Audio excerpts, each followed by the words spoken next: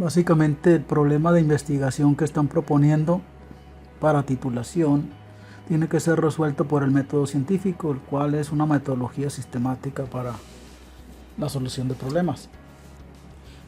¿Qué es el método científico? Como se observa en la figura, este es un proceso sistemático utilizado para adquirir conocimiento mediante la observación, formulación de hipótesis, experimentación y análisis de los datos. Entonces lo primero que tienen que hacer es observar y después formular alguna pregunta, ¿no? Alguna pregunta relacionada a un problema que se quiera resolver. Después de generar la pregunta o el problema a resolver, se debe dar una posible solución, ¿no? Una posible solución al problema, en la cual comúnmente le llaman hipótesis. Entonces hipótesis es, repito, una posible solución al problema que ustedes están encontrando o observando, ¿no? Después de eso, aplican ustedes una experimentación o una metodología para dar solución al problema planteado. Después vienen los análisis de resultados y las conclusiones para decir si se acepta la hipótesis o se rechaza. Básicamente son los pasos esenciales en el método científico. ¿Por qué es importante el método científico? Básicamente porque impulsa el avance tecnológico y el desarrollo de los países. Este evita suposiciones y subjetividades. En pocas palabras, mejora la calidad de vida y fomenta el desarrollo sostenible de una nación. Bueno, vamos a pasar a los pasos del método científico. Lo primero que hay que hacer es observar, ¿no? Observar y encontrar algún problema que no tenga solución, que viene siendo, en este esquema le llaman inducciones. Entonces se formula un problema, repito, que no tenga solución, y posterior a esto viene una posible solución o la hipótesis, ¿no? Después viene la experimentación, o es una metodología que ustedes van a aplicar para dar solución al problema. Entonces, después de aplicar una metodología, van a analizar los resultados, y esos resultados los van a evaluar a ver si da solución al problema. Básicamente de ahí se obtienen las conclusiones. Se refuta la hipótesis o se acepta, ¿no? Básicamente son los pasos del método científico, y de alguna manera pues ustedes lo van a aplicar en su proyecto de investigación. Los beneficios del método científico, básicamente los beneficios, como les comenté anteriormente, tiene impacto en muchas áreas, en la ciencia, tecnología, medicina, educación, entre otras, y básicamente pues genera el desarrollo, ¿no?, de los países. Y otra cosa muy importante que genera el método científico es que este produce resultados que deben ser reproducibles, y este es básicamente el motor del progreso humano. Su aplicación permite transformar ideas en soluciones concretas, mejorando nuestro entendimiento del mundo y nuestra capacidad para resolver los problemas que enfrentamos.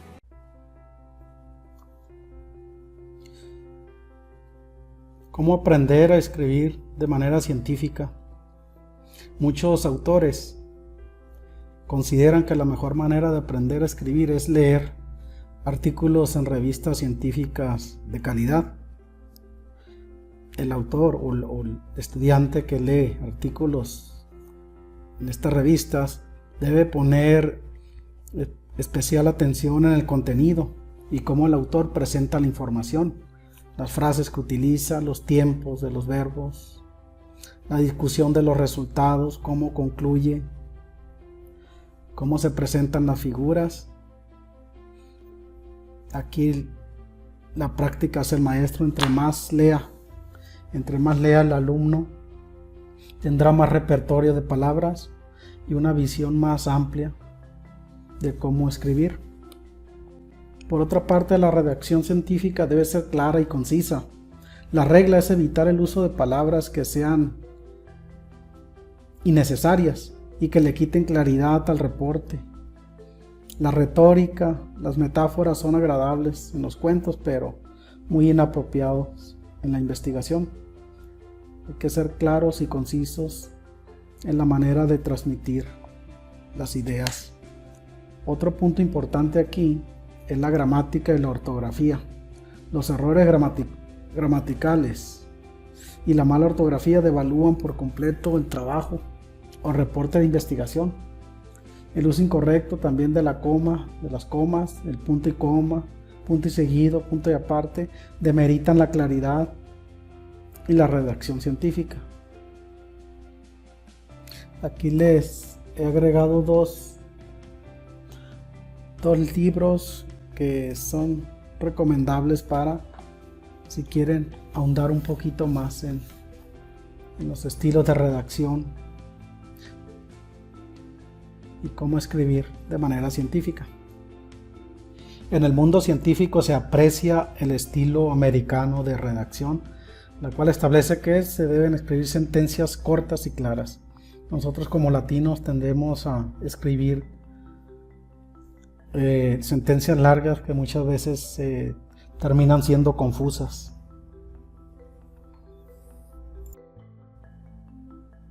No es muy recomendable escribir en primera persona, ya que el autor del manuscrito adquiere protagonismo y no el experimento en sí o el evento, el cual debe ser el foco de atención en el reporte de investigación. Por ejemplo, en la parte izquierda tenemos varias frases donde indican claramente el protagonismo del autor. Observé que las hormigas se comportaban. En el experimento entrenamos a las ratas. Para validar resultados apliqué un análisis. Tradicionalmente se utiliza la voz impersonal, es decir, en lugar de decir observé que las hormigas se comportaban, se observó que las hormigas se comportaban. En el experimento se entrenaron a las ratas. Para validar los resultados se aplicó un análisis, y esta forma de escritura pone principal atención al experimento o a los eventos que se están realizando o que se realizaron.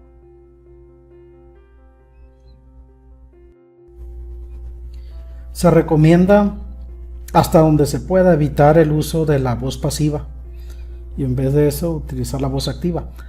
Otro punto importante también es encontrar los verbos más adecuados o correctos en una sentencia.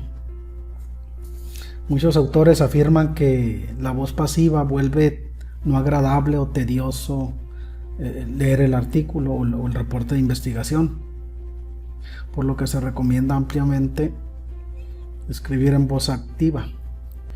Por ejemplo, del lado izquierdo tenemos la voz pasiva, el cual dice en una sentencia: el voltaje fue desplegado por el osciloscopio.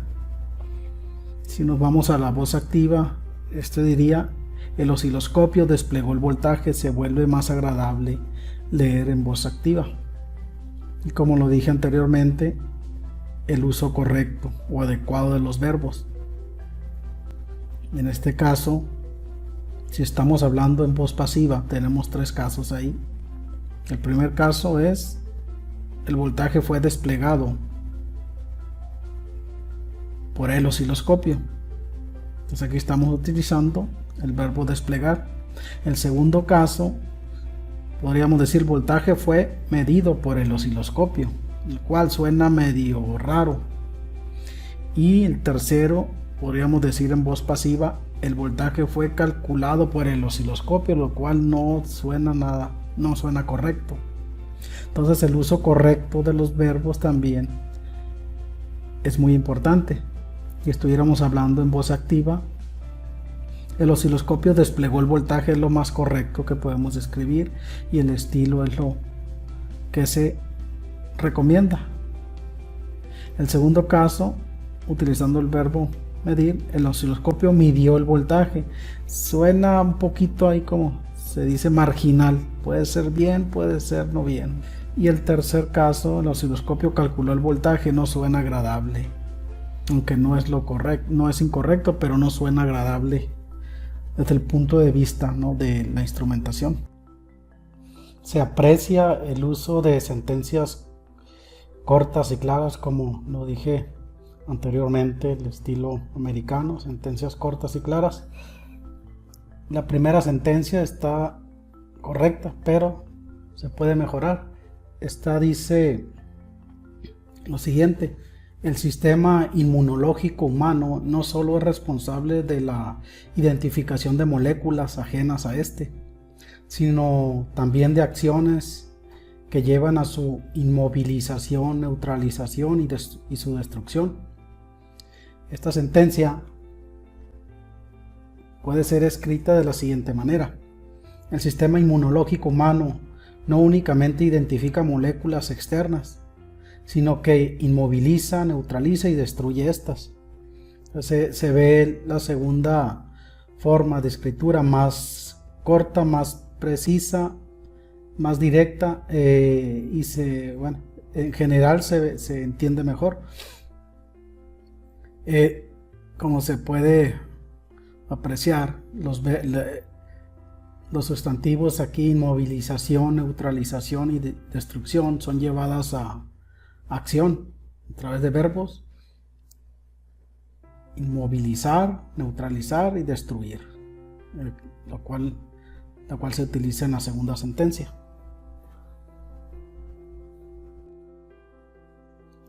Escribir con fluidez básicamente significa hacer transiciones suaves entre sentencias y párrafos.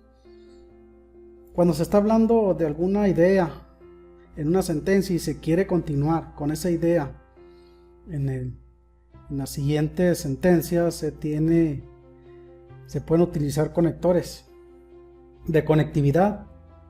Del lado izquierdo tenemos los conectores de continuidad, conectores de pausa y conectores de cambio de idea. Por ejemplo, aparece un párrafo que habla sobre el transistor. Vamos a ver cómo conectan ideas y qué transiciones usan. El texto dice: muchos consideran al transistor como el mayor invento del siglo XX.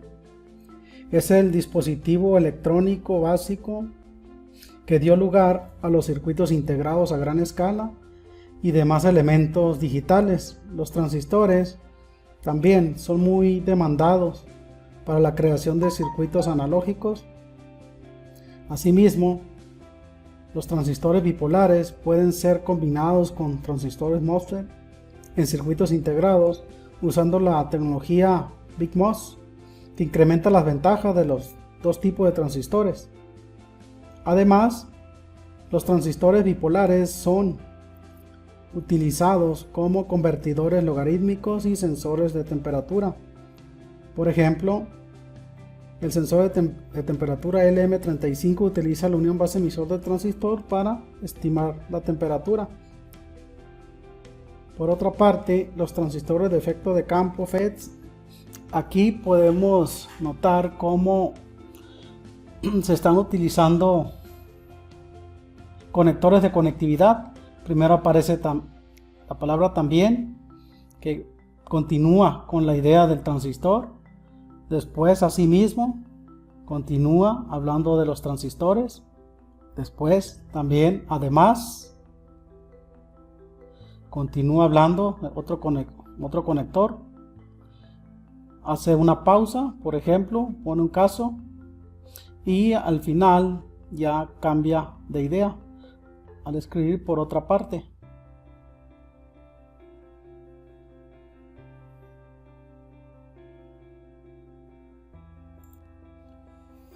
¿Cuándo y cómo se deben establecer las citas bibliográficas en el documento?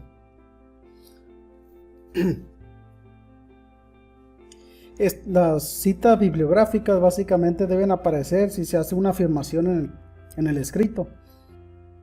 Se debe sustentar con una referencia que apoye tal punto de vista. Cuando se hace uso de ideas de terceros, también se debe agregar una o varias citas bibliográficas. Para frasear una idea, frase o texto, se debe dar mayor información al lector, en donde buscar a profundidad el tema o la idea que se planteó, y sobre todo se le debe dar crédito al autor original de dicha idea. Se debe referenciar fórmulas, teoremas y teorías que el autor del manuscrito está estableciendo en el texto. De igual manera, comúnmente se hace una introducción donde se establecen los proyectos relacionados y deben ir referenciados dichos proyectos o investigaciones pasadas. Comúnmente en los trabajos de investigación se tiende a citar más a los artículos científicos que a los libros, ya que la información en los artículos científicos es más reciente. Y en los libros, a pesar de que sea del año en curso, ya tienen años de desfase. Entonces es mejor en una publicación científica tener referencias actualizadas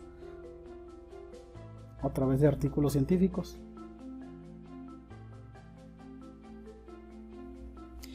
Existen varias maneras de referenciar, por ejemplo, asumiendo el estilo IEEE. Tenemos el caso en que dice: en uno se demostró que la velocidad de la luz. Otro caso podría ser: uno demostró que la velocidad de la luz. Otro caso: el experimento 1 demostró que la velocidad de la luz. Siguiente caso: como se describe en 1, la velocidad de la luz. Y el último caso: en 1 se reporta que la velocidad de la luz. Como he dicho, existen diferentes maneras de referenciar.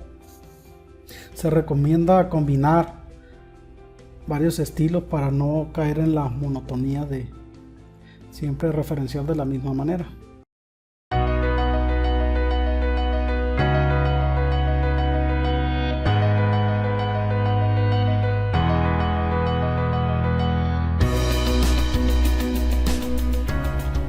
Después de egresar de la universidad, tendrás que mantenerte actualizado, por lo que la investigación te resultará sumamente indispensable. Esto lo puedes ver como una especie de superación personal y profesional. Otro punto es que las empresas requieren personas con pensamiento crítico, capacidad de resolución de problemas, autodidactas. Todo ello están vinculadas a la capacidad de investigar. Otro punto también de interés es el análisis de la información. Hay que saber qué hacer con tanta información que se puede adquirir en tan poco tiempo hoy en día. La investigación te dará las armas para decidir qué hacer con esa información que puedes tener, ¿no? Otro punto muy importante es la generación de reportes de investigación. Estos reportes son muy útiles tanto en el ámbito empresarial como en el ámbito de investigación. Prueba de ello pues son los famosos artículos científicos. Otro punto de interés aquí viene siendo estudios de posgrado. Algunos optan por seguirse preparando para adquirir más habilidades y conocimientos, donde investigar se vuelve sumamente indispensable. Otro punto de interés también es la toma de decisiones. La investigación científica te dará las bases sólidas y objetivas para que puedas tomar una decisión con más precisión.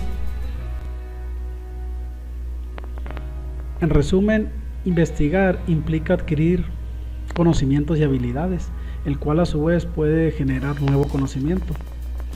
Las empresas o compañías que más invierten en investigación son las que prácticamente mueven al mundo.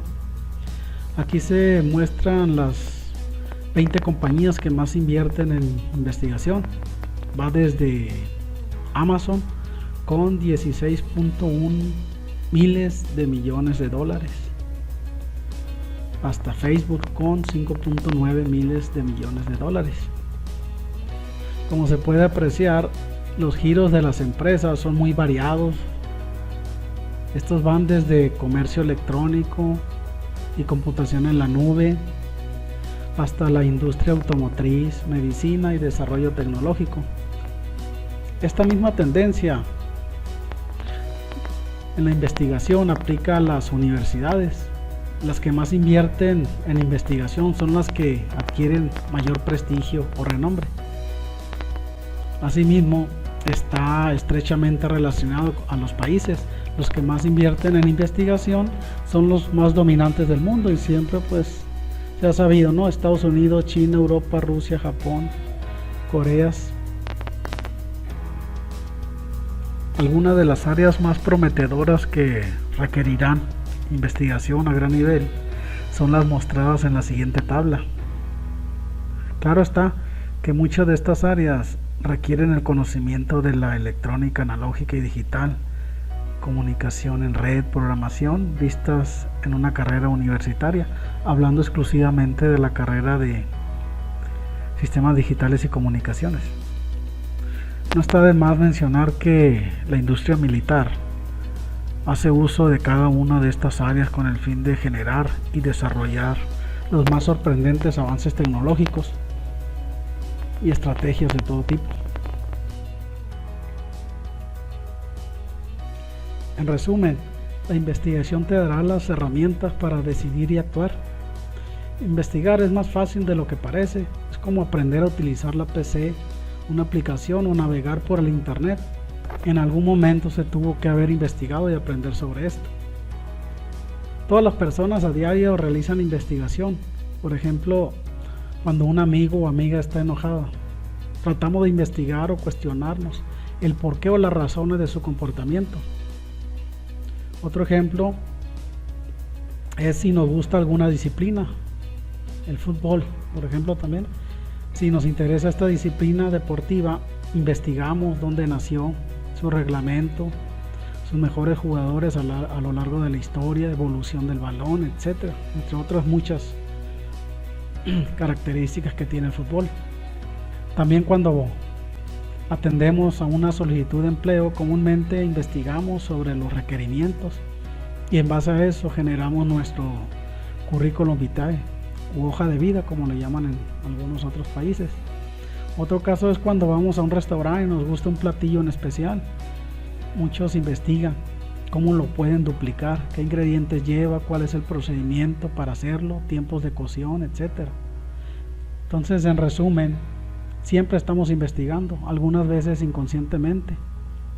Pero si se le agrega la palabra científica a la investigación, esta genera una investigación más rigurosa y organizada. Es decir, los problemas se analizan o resuelven aplicando el método científico. Entonces, como se puede apreciar en la figura, el método científico consiste básicamente de 8 pasos. El primer paso es el observar un evento, fenómeno, una situación de interés. Pasamos al segundo paso, en el cual se formula una pregunta o una interrogante. Se puede ver como un problema tipo pregunta. En el tercer punto, trata sobre realizar un estudio a fondo. En otras palabras, hay que buscar si la pregunta que estamos planteando o el problema ya fue resuelto. En el ambiente científico también se le llama a este paso como estudio del arte. En el cuarto lugar tenemos la hipótesis. Esta se puede traducir simplemente como una posible respuesta a la pregunta planteada o a solución o una solución al problema, como se quiera ver. El siguiente paso es la experimentación. En esta etapa se realizan los experimentos o metodologías bajo el rigor científico que permitan probar la hipótesis. Algunos llaman a esta parte metodología de la investigación por razones obvias. El sexto paso consiste en analizar los resultados de los experimentos o métodos empleados. En el penúltimo paso se concluye si se acepta o rechaza la hipótesis considerando los resultados obtenidos. Finalmente se genera el reporte de investigación en el último paso. Estos 8 pasos se van a ver a detalle durante el curso. Ahorita nomás fue una pequeña introducción.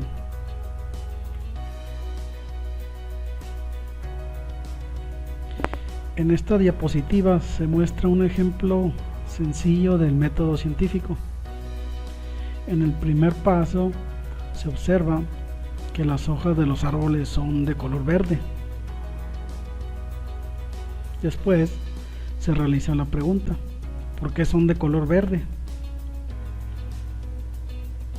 Vamos a asumir que se hace una investigación de fondo y no se logra dar respuesta a esta pregunta. ¿Hasta dónde se investigó? Pasamos a una posible hipótesis. Los árboles tienen hojas de color verde porque tienen el pigmento de la clorofila, que es la responsable de la fotosíntesis. Es una posible respuesta. Nos pasamos al quinto punto, que es la experimentación. El método que se va a utilizar para probar la hipótesis es el siguiente. Se ponen varias hojas verdes de un árbol en un vaso de cristal con alcohol y se tapa por varios días. Después de varios días se logra ver en el paso número 6, análisis de resultados, que el alcohol cambió de color. Se volvió verde y la hoja se descoloran. Esto se debe a que pierden parte de su pigmento. Como conclusión, se dice que se acepta la hipótesis. Las hojas de los árboles son de color verde debido al pigmento llamado clorofila, que es la responsable de la fotosíntesis. Y por último, se hace el reporte de investigación. Se dice que una investigación no está concluida hasta que no se genera un reporte de investigación.